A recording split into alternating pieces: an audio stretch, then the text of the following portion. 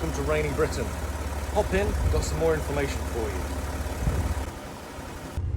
So welcome back. You might have noticed that the Discovery 4 is considerably cleaner than on my last video. Following on from that video about how to retrofit this steering wheel, a heated steering wheel, into my Discovery 4, or LR4 as they're called elsewhere, there were a number of questions that came out of that, and there was a few points that I didn't mention. The video was long enough as it was, so I thought I'd just cover them quickly today. And I had them written down, got them somewhere, here they are. So, without further ado, where to buy those magic sponges? Well, you can buy those on eBay. I think that's where I got them from. You can get them in packs of 1, 2, 3, 10, you name it. They are cheap. Don't buy expensive ones. Don't buy the ones that are under a brand name like Flash in the UK. You're buying exactly the same thing. They don't last very long. Once you've started using them, they start to break apart. Now, I know that's really bad for the environment because it just gets put in the bin, but what's not bad for the environment these days? How much did the project cost was another question I was asked. So I had a search on eBay that would alert me to one of these steering wheels coming up, and there's a few all the time. The problem was they always seem to look like they've come off a scrapped vehicle, and there was always some damage to the leather and they were very poor condition, and they were like £300. This one, I was really lucky, I think. I got it for £180 and it was delivered the next day. Fantastic.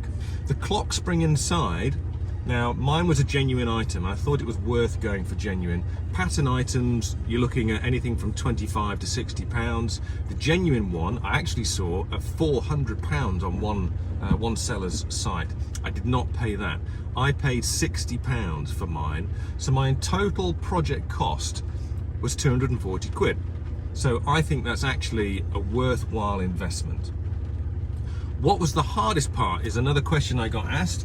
I think other than finding the steering wheel in the first place, the hardest part was getting the airbag out. The first time you do it, if you've never done it before, it's a bit of a fishing exercise, and you're using that special tool in the back, and you have to try and visualize in your head what it looks like. Hence my video, to show you what it looks like inside, so you can feel your way and find that tool underneath the spring and pull it out. For some reason, when I did it, the left-hand side came out a lot easier than the right-hand side. So I did the left first, and then the right popped out quite quickly. So try that, maybe that's a thing, I don't know. In terms of other vehicles, I've been asked about different models of Discovery 4, and I'll come on to other vehicles as well. So mine's an HSE. You may have an HSE with it already fitted because somebody added it as an option when it was a brand new vehicle. HSE Luxuries and the Landmark that came at the end of the run 2016, they'll already have it. But if you've got an HSE, an SE, an XS, a GS, there might even be an S out there, they probably won't have it unless somebody has spec'd it. So you're going to have to go through this pain.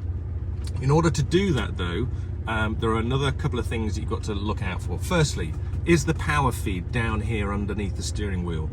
If you look at my last video, when I shined the lovely pink torch into the wiring loom on the left-hand side you'll see a piece of dark grey foam, and that was taped up.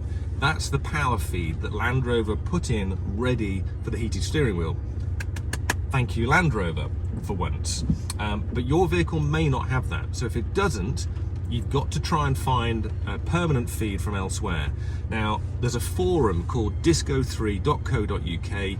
It's been going since the Disco 3 first came out.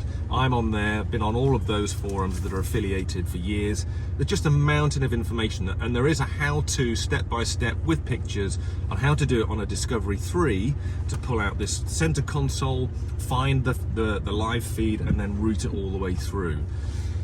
There's also other work which may need to be done in terms of swapping over switch packs if your switch packs are older and don't have certain functions. Now, one of the questions that leads me on to is, why didn't I swap my switch packs over? Because I have this piano black in the car, and my steering wheel had it.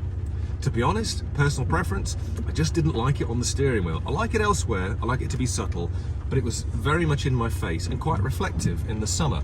So I prefer this matte black finish. I could have taken out these switch packs and then swapped them over. The only issue there is that the heated steering wheel right hand side will have a slightly different circuit board inside, I am led to believe. I've not taken mine apart, I didn't need to because I was just doing a straight swap. So that's one other consideration for you. In terms of other vehicles, so this is a Discovery 4 with this steering wheel, but also the Range Rover Sport and the Freelander 2 had the same steering wheel. So this is a project that could be done in any of those vehicles as well. You'd need to find out a little bit of that background information as to where the power feed comes from, is it already there, those types of things. But that sounds like an exciting project to me.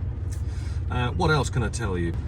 With regards to cleaning the wheel, I had a comment that from one of my Instagram friends that they use isopropyl alcohol, isopropyl, one of those, with a microfiber cloth. I've never tried that, but a good tip, so maybe try that as well. Maybe it'll save on binning the magic sponges after they've disintegrated and fallen apart. So I hope that that spurs you on to think about doing it in your vehicle. If you have any questions, just let me know. Always happy to talk about Land Rover bits and bobs and get a bit nerdy. I like the attention to detail and stuff like this, but I'll hopefully do another video soon. I've got another how-to that I'm thinking of, so watch this space and thanks for watching.